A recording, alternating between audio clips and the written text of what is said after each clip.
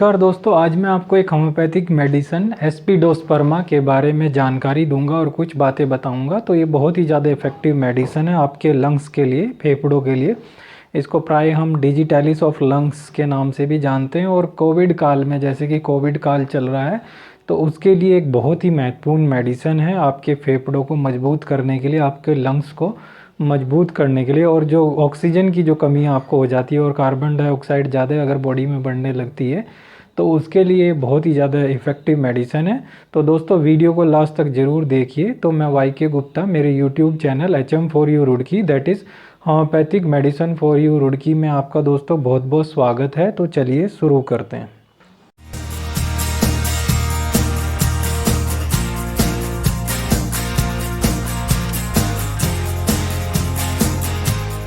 Aspidosperma plant kingdom की medicine है, जिसको हम आम भाषा में या कॉमन लैंग्वेज में क्यूरबैको के नाम से भी जानते हैं। ये एक फ्लावरिंग प्लांट है जो कि मोस्टली पाया जाता है आपके साउथ अमेरिका में, वेस्ट इंडीज़ में और मैक्सिको में पाया जाता है। बहुत ही ज़्यादा महत्वपूर्ण मेडिसिन है हमारे लंग्स के लिए, हमारे फेफड़ों के लिए। ये हमारे फेफड़ों में असर करती है और जिसे हम प्राय डिजिटैलिस ऑफ लंग्स के नाम से भी जानते हैं।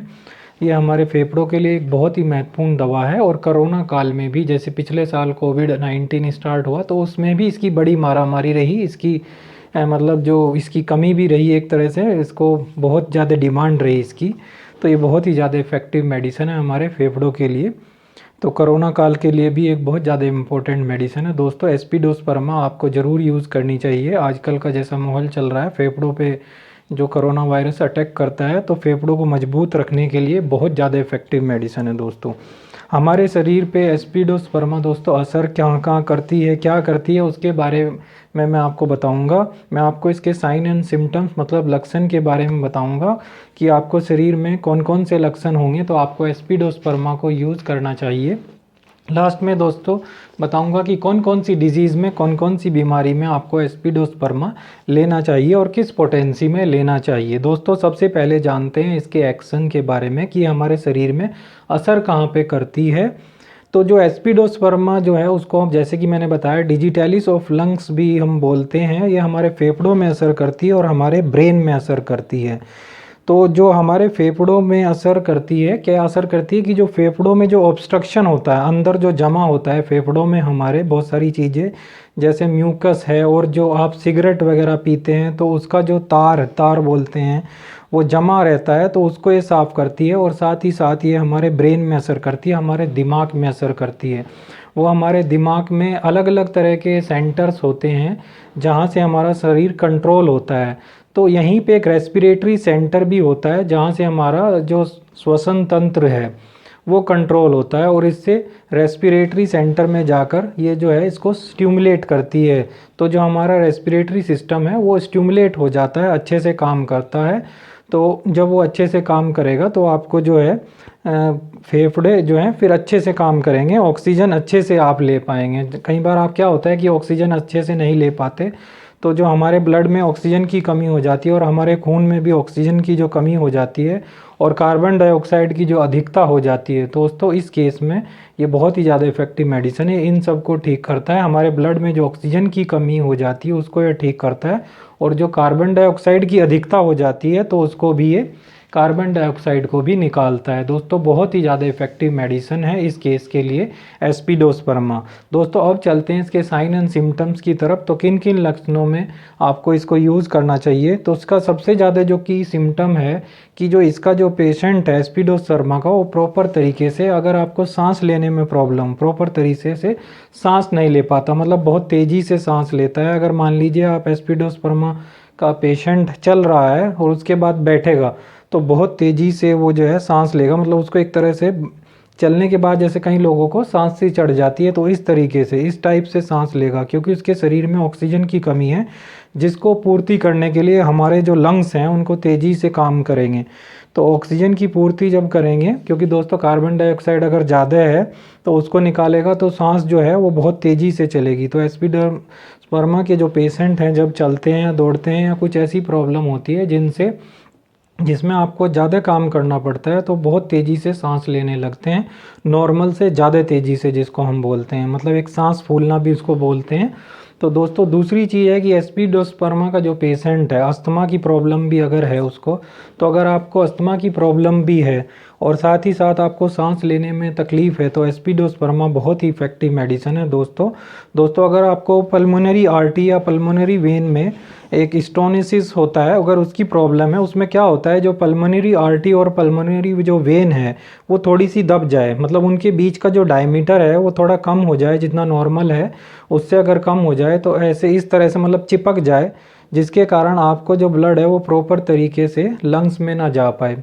इससे क्या होगा, तो जो ब्लड है वो प्रॉपर तरीके से लंग्स में नहीं जा पाएगा। जब वो डायमीटर मान लीजिए कम हो गया, तो वहाँ पर प्रॉपर तरीके से जब जो है ब्लड नहीं पहुँचेगा, तो उससे क्या होगा, लंग्स से हार्ट में ना आए, और फिर तो उससे क्या होता है कि हमारे शरीर में कार्बन डाइऑक्साइड का लेवल बढ़ जाता है और ऑक्सीजन की कमी हो जाती है। तो इस कंडीशन में भी, मतलब स्टोनोसिस के केस में भी बहुत ही ज़्यादा इफेक्टिव मेडिसिन है एस्पिडोस्पर्मा। किसी तरह का थक्का अगर जम जाए पल्मोनरी आर्टरी में, अगर थक्का जम जाए, मतलब क्लॉट जम जाए, तो भी बहुत ज़्यादा इफेक्टिव मेडिसिन है दोस्तों। कभी कभी हमारे हार्ट के कारण, हमारे दिल के कारण अस्थमा के लक्षण दिखाई देने लगते हैं, जिसको हम कार्डिक अस्थमा भी बोलते हैं। तो ऐसे केस में भी बहुत ज़्यादा इफेक्टिव मेडिसिन है दोस्तों। कार्डिक अस्थमा के केस में दिल थोड़ा कमज़ोर हो जाए और जो आपकी उम्र है वो 60 से ज़्यादा हो, सांस लेने में तकलीफ़ होती हो, सांस जो है हमारी बहुत तेज़ चलती हो, सीटी जैसी आवाज़ जैसे कई बार आती है सांस लेने में, और कभी कभी बिल्कुल ही सांस नहीं ले पाते, हार्ट के कारण ऐसा होता है, तो इस कंडीशन में भी एस्पिडोस्पर्मा दोस्तों बहुत ही ज़्यादा इफेक्टिव मेडिसिन है। अगर आपको अस्थमा की प्रॉब्लम है या क्रोनिक अस्थमा की जो इनको प्रॉब्लम है, सांस लेने में जिनको हमेशा दिक्कत होती है, तो एस्पिडोस्पर्मा बहुत ही ज़्यादा इफेक्टिव मेडिसिन है। अगर जो है अलग अलग तरह के अस्थमा के पेशेंट के लिए मतलब बहुत ही ज़्यादा इफेक्टिव मेडिसिन है एस्पिडोस्पर्मा। ये थे लक्षण इसके दोस्तों। अब चलते हैं कि एस्पिडोस्पर्मा को कौन कौन सी बीमारी में आपको लेना चाहिए और किस पोटेंसी में आपको लेना चाहिए।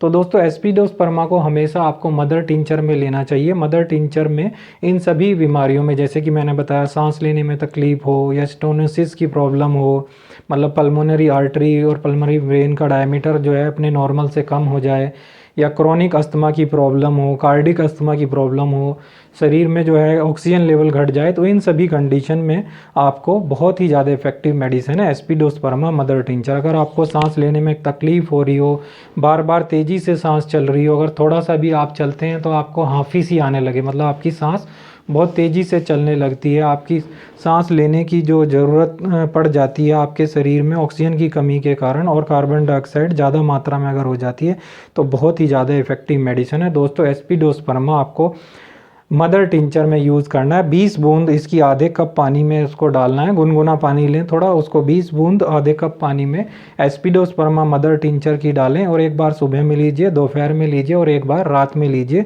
तो 20 बूंद आपको इसकी लेनी है। अगर आपको अस्थमा की प्रॉब्लम है और आपको सांस लेने में प्रॉब्लम होती है, आपके शरीर में ऑक्सीजन की कमी है, तो आप एस्पिडोस्पर्मा मदर टिंचर 20 बूंद आधे कप पानी में 3 बार लीजिए। अगर आपको COPD, chronic obstructive pulmonary disease की प्रॉब्लम है, आपके शरीर में ऑक्सीजन बहुत ज़्यादा कम हो गई है और कार्बन डाइऑक्साइड बहुत तेज़ी से अगर बढ़ रहा है, तो आप एस्पिडोस्पर्मा उस केस में भी मदर टिंचर में 20 बूंद आधे कप पानी में दिन में 3 बार लीजिए।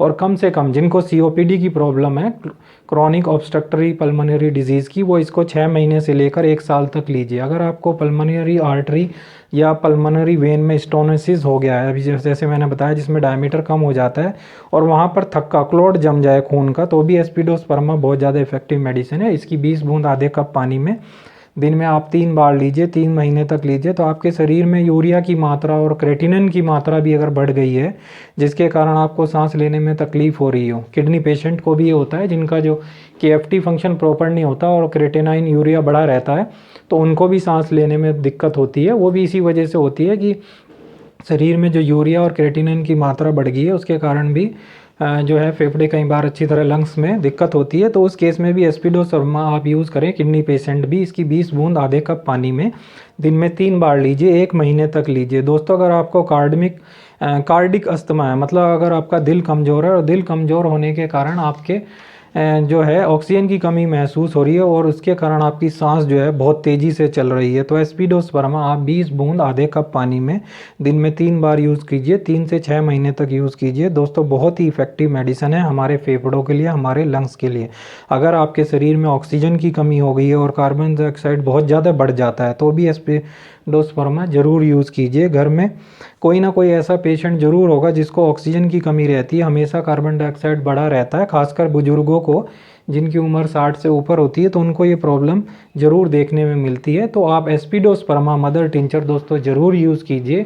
और दोस्तों कोरोना काल में भी अगर आप इसको एक प्रिवेंटिव और प्रोटेक्टिव मेडिसिन की तरह लेना चाहते हैं, एज ए प्रिकॉशंस के लिए, मतलब प्रिवेंटिव मेडिसिन की तरह भी यूज़ करना चाहते हैं, फेफड़े जिससे आपके लंग्स थोड़े मजबूत हों, स्ट्रेंथन हों, तो भी आप इसको 20 बूंद इसकी 2 बार सुबह और शाम को एज ए प्रिवेंटिव मेडिसिन भी लंग्स के लिए यूज़ कर सकते हैं। और स्पेशली जो कोरोना पेशेंट्स हैं जिनको लंग्स में दिक्कत आ गई हो, सांस लेने में तकलीफ़ हो गई हो, या कोरोना ठीक होने के बाद भी, कोविड के बाद भी बहुत सारे पेशेंट्स के देखे हैं मैंने लंग्स में प्रॉब्लम आ रही है, तो वो भी इसको ज़रूर यूज़ कीजिए रेगुलर। कोरोना काल में देखिए कोविड एरा में इसकी बड़ी शॉर्टेज भी रही है, इस मेडिसिन की सबसे ज़्यादा बिकने वाली मेडिसिन है। तो ये बहुत महत्वपूर्ण मेडिसिन है, कोविड एरा को देखते हुए भी आप इसको ज़रूर यूज़ कीजिए एज ए प्रिवेंटिव और प्रोटेक्टिव मेडिसिन, या मैं कहूँ प्रिकॉशन के लिए एज ए प्रिकॉशनरी मेडिसिन, मतलब जिससे आपके लंग्स ठीक ठाक रहें, तो उसके लिए भी बहुत ज़्यादा इफेक्टिव मेडिसिन है। जिसको मतलब ब्रोंकाइटिस वगैरह की भी प्रॉब्लम रहती हो तो उसके लिए भी एस्पिडोस्पर्मा मदर टिंचर डॉक्टर एक्वेक में यूज़ करें तो ज़्यादा अच्छा रहेगा। बहुत ही ज़्यादा इफेक्टिव मेडिसिन है। इसकी 20 बूंद आधे कप पानी में दोस्तों ज़रूर यूज़ कीजिए और इसको लेके रख लीजिए आप, क्योंकि इसकी शॉर्टेज हमेशा कोविड एरा में ज़्यादा चली है, देखने में मिली है, मुश्किल से मिलती है। ऑनलाइन भी मंगा सकते हैं आप, बहुत सारी वेबसाइट हैं जैसे मेडिसिन मॉल है, 1mg.com है, उससे भी आप मंगा सकते हैं।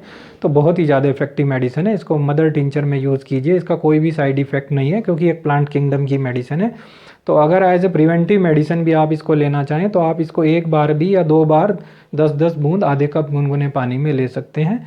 तो दोस्तों अगर वीडियो पसंद आया हो तो उसे आज ज़्यादा से ज़्यादा शेयर कीजिए अपने फेसबुक से, व्हाट्सअप से, क्योंकि ये बहुत इफेक्टिव मेडिसिन है लंग्स के लिए कोविड काल में भी।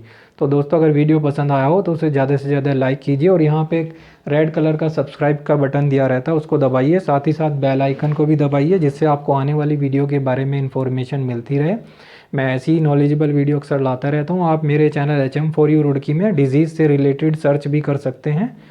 तो दोस्तों मेरे साथ बने रहने के लिए आपका बहुत बहुत धन्यवाद। Thank you very much.